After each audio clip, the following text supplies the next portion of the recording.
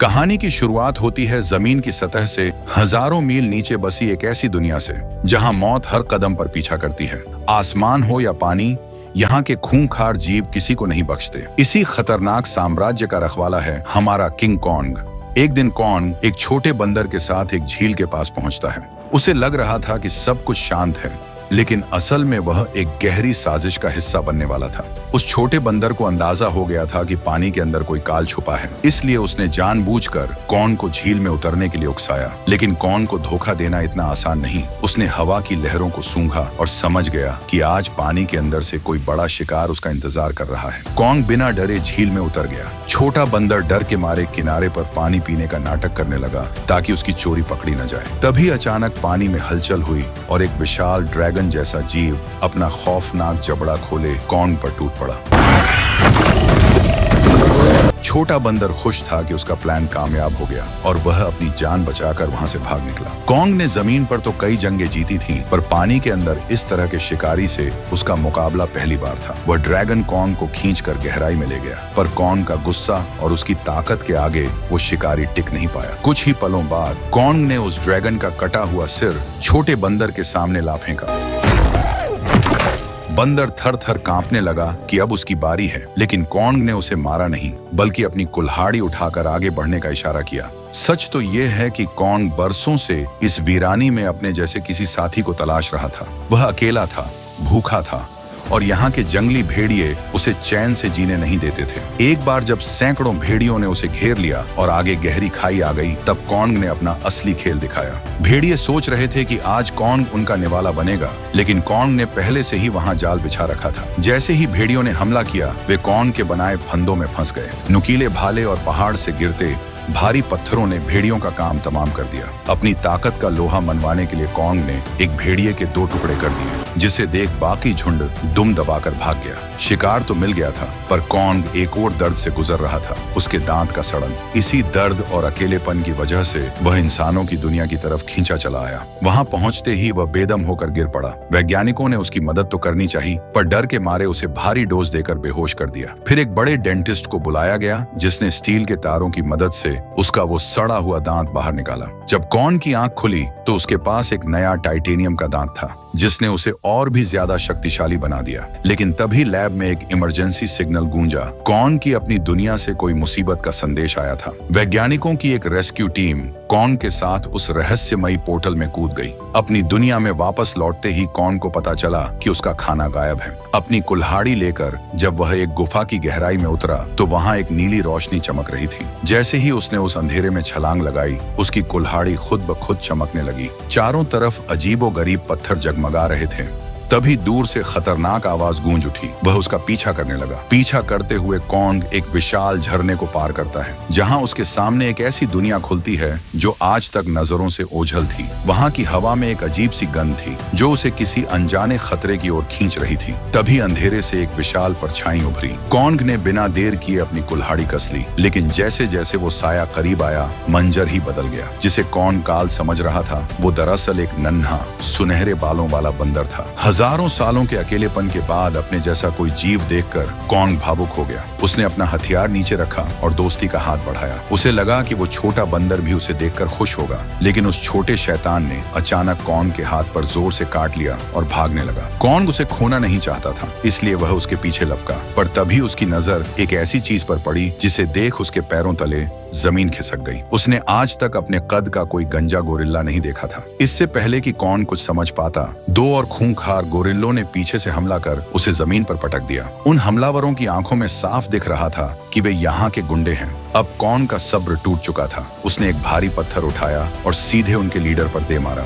शुरू हुई एक जबरदस्त जंग, जहां कॉन्ग ने अकेले ही उन सबको धूल चटा दी। जब उस छोटे बंदर ने दोबारा हमला करने की कोशिश की, तो कॉन्ग ने उसे ही पकड़कर हथियार बना लिया और बाकी गोरिल्लों की जमकर धुनाई कर दी। लड़ाई के दौरान एक बंदर खाई में गिरने लगा, तो कॉन्ग ने दरियादिली दिखाते हुए उसकी जान बचाई। लेकिन उस एहसान फरामोश ने ऊपर आते ही कॉन्ग पर चाकू से वार कर दिया। अब कॉन्ग का गुस्सा 7वें आसमान पर था। उसने एक जोरदार लात मारी और उसे सीधे गहरी खाई में पहुंचा दिया। यह देख उनका गंजा लीडर डर के मारे भाग खड़ा हुआ। अब कॉन्ग ने उस छोटे बंदर को काबू में किया और उसे गोरिल्लों के ठिकाने तक ले जाने का इशारा किया। रास्ते में उस बंदर ने कॉन्ग को फंसाने के लिए एक विशाल ड्रैगन के इलाके में भेज दिया, पर कॉन्ग के लिए वो महज एक मामूली शिकार था। कुछ ही मिनटों में ड्रैगन का काम तमाम कर कॉन्ग वहीं दावत उड़ाने लगा। उसने अपनी दरिया दिली दिखाते हुए उस छोटे बंदर को भी मांस का टुकड़ा दिया। पहले तो वह झिझका, पर भूख के आगे उसकी नफरत पिघल गई। धीरे धीरे दोनों के बीच एक पिता और बेटे जैसा रिश्ता बनने लगा। जैसे ही वे घाटी की गहराई में पहुंचे,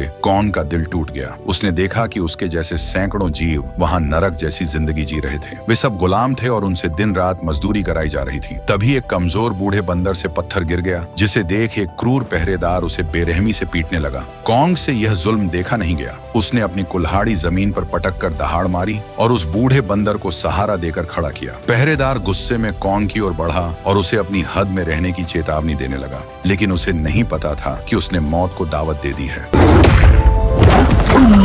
कॉन्ग की बहादुरी ने गुलाम बंदरों की आंखों में आजादी की एक नई उम्मीद जगा दी थी, लेकिन यह शांति ज्यादा देर टिकने वाली नहीं थी। वो भागा हुआ दरबारी सीधा अपने आका स्कारकिंग के पास पहुंचा और सारा कच्चा चिट्ठा खोल दिया। दोस्तों, अगर आपको हमारी कहानी पसंद आ रही है तो आप मुझे सब्सक्राइब कर लें। खबर सुनते ही स्कारकिंग का गुस्सा फूट पड़ा। वह अपने सिंहासन से उठा और पूरे रूतबे के साथ आगे बढ़ा। जहां से वह गुजरता, बाकी बंदर खौफ के मारे अपना सिर झुका लेते। जब उसका सामना किंग कॉन्ग से हुआ तो उसने कॉन्ग के जबड़े में लगे लोहे के दांत को देख उसका मजाक उड़ाया, पर अगले ही पल उसने अपनी क्रूरता दिखाते हुए एक बेगुनाह बंदर को उबलते हुए लावे में फेंक दिया। यह देख कॉन्ग का खून खौल उठा।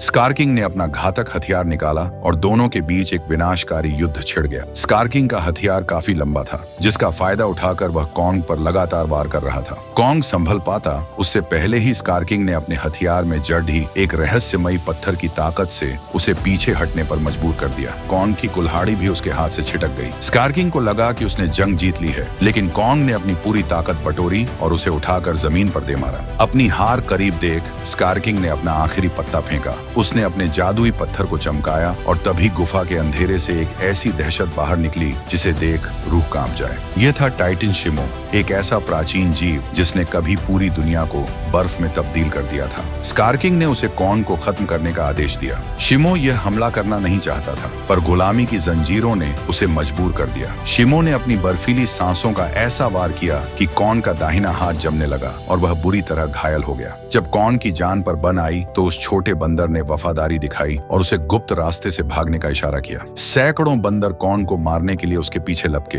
लेकिन कॉन्ग ने जंगल में पहले से ही मौत के जाल बिछा रखे थे। शुरुआत में तो कॉन्ग के जाल काम आए, लेकिन बंदरों की तादाद इतनी ज्यादा थी कि घायल कॉन्ग एक जगह फंस गया। उसका आखिरी दांव भी फेल होता दिख रहा था, क्योंकि हमलावरों ने जाल की रस्सी को देख लिया था। कॉन्ग को लगा कि आज उसका सफर यहीं खत्म हो जाएगा, पर तभी चमत्कार हुआ। उस छोटे बंदर ने पहाड़ी के ऊपर से जाल को एक्टिव कर दिया और पत्थरों की भारी बारिश ने दुश्मन की पूरी फौज को कुचल कर रख दिया। अधमरी हालत में कॉन्ग छोटे बंदर के सहारे इंसानों की दुनिया की तरफ बढ़ने लगा। दूसरी तरफ वैज्ञानिकों की टीम ने जब अपना तबाह हुआ बेस और चट्टान पर लगा विशाल हाथ का निशान देखा तो उन्हें समझ आ गया कि यहाँ कॉन्ग अकेला नहीं है। जंगल की खाक छानते हुए उन्हें एक प्राचीन यंत्र मिला। जैसे ही उसे चालू किया गया, पानी की एक तेज धारा उन्हें जंगल के और भी गहरे रहस्यों की ओर ले गई। वैज्ञानिक उसका पीछा करते करते वे एक ऐसी जादुई दीवार के सामने जा पहुंचे जिसने सदियों से एक पूरी दुनिया को अपनी ओट में छिपा रखा था। जैसे ही उस दीवार को छुआ गया, वह नीली रोशनी से जगमगा उठी। वैज्ञानिकों ने जब उस दीवार को पार किया तो उनके सामने एक ऐसा स्वर्ग जैसा नजारा था जिसकी कल्पना किसी इंसान ने नहीं की थी। वहां पहुंचते ही उन्हें उस गुमनाम दुनिया के आदिवासियों ने घेर लिया। वे दिखने में तो इंसानों जैसे थे, लेकिन उनकी संस्कृति हजारों साल पुरानी थी। वे लोग उस गुप्त रास्ते पोर्टल के पहरेदार थे जो धरती के ऊपर की दुनिया में खुलता था। क्रूर स्कारकिंग सालों से इसी रास्ते की तलाश में था ताकि वह इंसानी दुनिया पर अपना राज कायम कर सके। इधर कॉन्ग भी इंसानों की गंध का पीछा करते हुए वहां पहुंच गया, पर अदृश्य दीवार की वजह से वह कुछ देख नहीं पा रहा था। कबीले के लोगों ने अपनी जादुई शक्तियों से दीवार में एक रास्ता बनाया और कॉन्ग सीधे अपनों के बीच पहुंच गया, लेकिन एक गद्दार बंदर छुपकर यह सब देख रहा था। अंदर पहुंचते ही घायल कॉन्ग बेदम होकर गिर पड़ा। उसका हाथ शिमो के हमले से पूरी तरह बर्बाद हो चुका था। उसे तड़पता देख वैज्ञानिकों ने एक साहसी फैसला लिया। उन्होंने कॉन्ग के लिए एक खास मैकेनिकल आर्म, लोहे का शक्तिशाली हाथ तैयार किया था, जो खुशनसीबी से अभी भी बेस के मलबे के नीचे सुरक्षित था। जैसे ही उस रोबोटिक हाथ को कॉन्ग के जख्म पर लगाया गया, वह खुद ब खुद उसकी हड्डियों से जुड़ गया। उस मशीन से निकली दवा ने कोंग के शरीर में नई जान फूंक दी और अब वह पहले से कहीं ज्यादा ताकतवर महसूस कर रहा था। तभी छोटा बंदर हांफते हुए वहां पहुंचा और खबर दी कि स्कार किंग को पोर्टल का पता चल गया है। कोंग जानता था कि वह अकेला स्कार किंग और बर्फ के राक्षस शिमो को नहीं हरा पाएगा। उसके पास अब एक ही रास्ता था, सालों से गहरी नींद में सोए गॉडजिला को जगाना। लेकिन कोंग को नहीं पता था कि जिसे वह मदद के लिए बुला रहा है वही उसका सबसे बड़ा दुश्मन बन जाएगा। जैसे ही कोंग पोर्टल से बाहर निकला, गॉडजिला की नींद टूट गई। उसे लगा कि कोंग उसे चुनौती देने आया है। गुस्से से आग बबूला होकर गॉडजिला बिजली की रफ्तार से कोंग की तरफ बढ़ा। कोंग ने हाथ उठाकर उसे शांत करने की कोशिश की, उसे समझाने का इशारा किया, पर गॉडजिला की आंखों में खून उतरा हुआ था। उसने कोंग को एक जोरदार टक्कर मारी और उसे मीलों दूर फेंक दिया। कोंग ने जब दोबारा उसे रोकना चाहा तो गॉडजिला का गुस्सा और बढ़ गया। उसने कोंग के हाथ को अपने जबड़ों में दबा लिया और उसे जमीन पर पटकना शुरू कर दिया। जब कोंग को लगा कि गॉडजिला उसकी कोई बात नहीं सुनेगा तो उसने भी हार नहीं मानी और शुरू हुआ दो महाशक्तियों के बीच विनाशकारी युद्ध। गॉडजिला अपने सबसे रौद्र रूप में था, लेकिन कोंग भी अब उस मैकेनिकल आर्म की बदौलत किसी फौलाद से कम नहीं था। कोंग समझ गया कि गॉडजिला को बातों से नहीं समझाया जा सकता, इसलिए उसने उसे घसीटकर उस पोर्टल की ओर धकेला जहां असली दुश्मन घात लगाए बैठा था। दूसरी तरफ पाताल की दुनिया के लोगों ने स्कार किंग को रोकने के लिए पानी में एक जादुई लाल रसायन मिला दिया। इससे एक ऐसा प्राचीन सिस्टम जाग उठा जिसने दो विशाल पिरामिडों को जोड़ दिया और वहां की ग्रेविटी, गुरुत्वाकर्षण खत्म हो गई। अब सब कुछ हवा में तैरने लगा था। स्कार किंग ने चालाकी दिखाते हुए शिमो को आदेश दिया कि वह अपनी बर्फ से पिरामिडों के रास्ते को ब्लॉक कर दे, लेकिन तभी पोर्टल से एक तेज रोशनी फूटी और गॉडजिला कोंग मलबे को चीरते हुए रणभूमि में कूद पड़ा। स्कार किंग और शिमो को देखते ही गॉडजिला को पूरी हकीकत समझ आ गई और बिना वक्त गंवाए वह कोंग के साथ उन पर काल बनकर टूट पड़ा। बिना ग्रेविटी के उस माहौल में चारों महाशक्तियां आपस में भिड़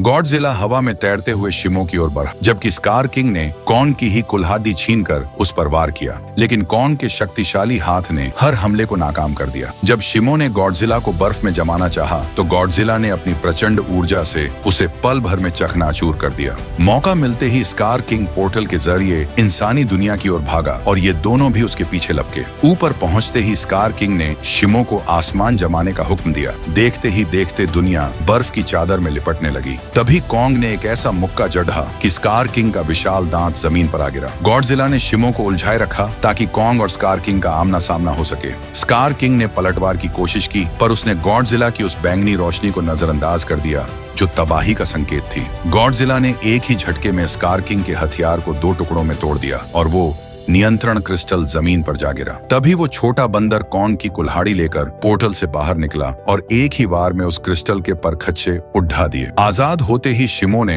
अपनी गुलामी की बैधियां। स्कार किंग अब बिल्कुल अकेला और कमजोर था। शिमो ने अपनी बर्फीली सांसों से स्कार किंग को वहीं बर्फ की मूर्ति बना दिया और कोंग ने उसे हवा में उछालकर पूरी ताकत से जमीन पर पटक दिया। स्कार किंग का वजूद मिट्टी में मिल गया। जंग खत्म हुई। गॉडजिला ने अपनी दिव्य ऊर्जा आसमान की ओर छोड़ी, जिससे काले बादल छंट गए और सूरज की किरणें फिर से धरती पर चमकने लगी। गॉडजिला वापस अपनी गहरी नींद में चला गया और कोंग अपने नए नन्हे साथी और कबीले के साथ पाताल की अपनी नई दुनिया का सम्राट बन गया।